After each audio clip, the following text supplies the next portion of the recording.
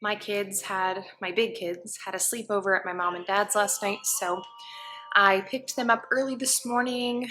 We went to the gym, got a workout in, played pickleball, and like I do about 50% of the time when I'm in town, we went to my favorite thrift shop.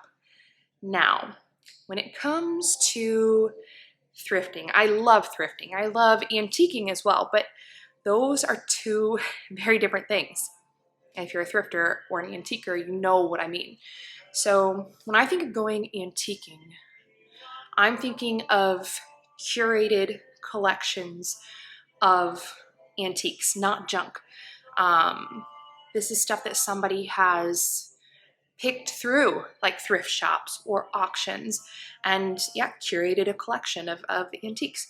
So I love antiquing, but when you go antiquing, you know you're going to be spending more money than when you go thrifting and have to, or go to an auction and have to actually pick through junk. So I do go antiquing sometimes. I have a few favorite spots, and that would actually be a really fun video. I will take you guys along sometime to my favorite antique spots because I've got some good spots. But most of the time, I just go to the local thrift shops. And you guys, these really are just complete junk spots. Like, there's so much stuff that you have to pick through. And honestly, 98% of it is junk. It's tacky, not antique, just dated, junky stuff that I would not want, you would not want. But it's worth picking through the 95% to find the one or two treasures that I always find every time I go. So I just pulled out my phone when we were thrifting this morning and did a little game of buy or pass on Instagram. And I let you guys help me decide what to buy. And you guys have no self-control. You said I should buy everything. It's kind of like me. I just can't pass up a good deal because when you're thrifting, you do get things for dirt cheap. You know, so many times I find things when I'm thrifting and I'm like, ooh, I could, even if I get home and I don't like this in my house or I don't have a place for it, I can resell this for like 5-10 times what I just bought it for on Facebook Marketplace or somewhere like that. So I did pick up some treasures today from the buy or pass game. You guys wanted me to buy everything, so I did. Now I think I have found a home for pretty much everything with the exception of the milk glass lamps. I need to see what you guys think. I really like them. I'm not totally sure about them yet, so I'll show you. You can tell me what you think. The vote was split right down the middle for these milk glass lamps. It was 50-50 whether I should buy or pass. I went ahead and bought them because they were $16 a piece, so I didn't think that was too bad, and I knew they're in great shape, so I knew I could resell them if I didn't end up liking them. So I'm just gonna clean them up. They're very dirty, but like I said, in great shape otherwise. I tried using a washcloth, but had to bust out a toothbrush. It just wasn't doing the trick. So now that I have them cleaned up, I will make sure that they actually work and leave them here for a few weeks, see if they grow on me. Let me know what you guys think. Should I keep these here or go with something else? Okay, so this one works. And I like how it looks lit up, very pretty. However, the other one only works on one side. This other side doesn't work. And I tried a couple different light bulbs that I know work. Oh well, I'll have John look at that for me. He should be able to fix it. So, moving on. My living room is probably my least favorite area of our house. I just haven't put much effort in here. The lamps were like $5 thrifted, but I wanted to show you guys these frames because this is something that I find really good deals on. These frames were $1. Two of them are the same, but the one in the middle is actually a little bit different. So they're $1 and they were very tacky and shiny, but I just used Rub and Buff. I'll link that in the comments. If you don't know about Rub and Buff, it's fabulous. Anyway, I shined them up with Rub and Buff, ordered a print off of Etsy, got it printed on canvas, cut it into 3, and put it in my frames. So moral of the story is don't sleep on those cheap frames with ugly pictures because you can do a lot to dress them up. Okay, this plant stand was like $5. I've had this for a little bit, but it's one of my favorite thrifted pieces. I just really like it. It goes pretty here in my entryway. And I've got another thrifted frame above that. This had an ugly picture in it, but I just put something in there that I like. I am just a sucker for the antique gold looking frames. All right, this was another find today, this butter dish. This looks handmade. I'm almost positive this is handmade pottery right here. I made this butter yesterday. I tried to stamp a pretty design on it. It didn't work so well. Anyway, I've got some fresh butter for my new butter dish. I love anything with blue.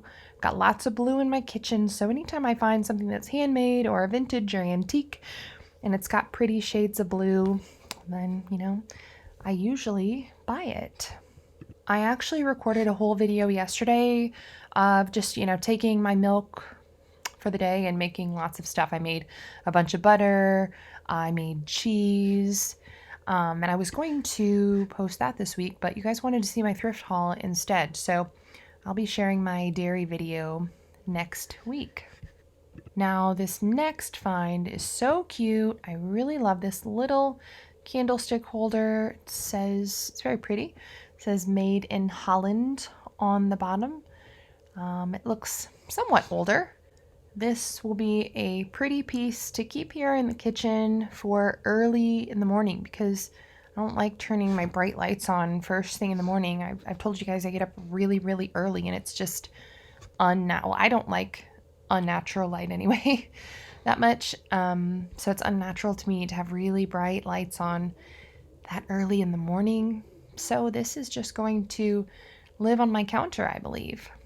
All right, now the next thing that I got, you guys all voted, I mean it was almost 100% that I should buy this. It was such a good deal. It was $3.99 and it was this really pretty bowl. I don't know if this is stoneware, what it is. It's very solid with pretty blues and it is oven safe, microwave safe. Like I said, very sturdy and solid. So I thought this would be a good little bowl. You can never have too many pretty bowls, whether they're mixing bowls or just for whatever. So I've got so much fresh cream right now. And I made brownies yesterday. They're very good. I'm going to make some whipped cream, test out my bowl, and have a little dessert here.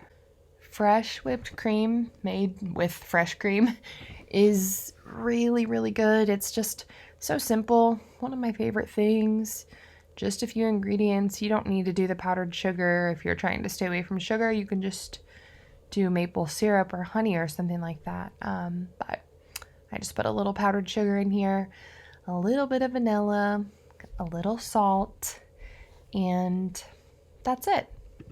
By the way, while I'm thinking about it, that little bike in the background, that is pretty much the only toy that I have for Ernie. So he's 1.5, and the more kids that I have, and the older they get, the less toys we have because they don't really want to play with toys. Toys get old after, the new wears off after like a week. But that is one thing that he consistently plays with. He rides that thing around like all day, every day. So I will link that below because it's pretty much a guaranteed hit with toddlers. My sister has one too for her little guys and they love it. In fact, when we visit, they fight over it. It's very cute. All right, my whipped cream is finished here. I've got my brownie. Gonna enjoy my snack. Got a few of my new pieces here. Plus, I restyled my open shelving with some more cheap, thrifted, fake vintage frames. And I think it looks much better than before. These shelves have always just been so bare. Honestly, I've never really intentionally styled them. They've just been, kind of for practical use. I just keep things there that I need. However, I think this adds a little more character and warms my kitchen up a bit. I would say about 75% of what you see in this picture was either thrifted or something that is a family heirloom that was passed down or that I found abandoned in one of the barns. So, it takes patience if you want to decorate your home this way by thrifting and just curating a collection of pieces put together over time. But in my opinion, it's worth it. All things that I can pass down to my kids someday. Plus, all of the thrifted items that I showed you in this video were under $100, probably under $75. So, just another reason to be patient as you collect.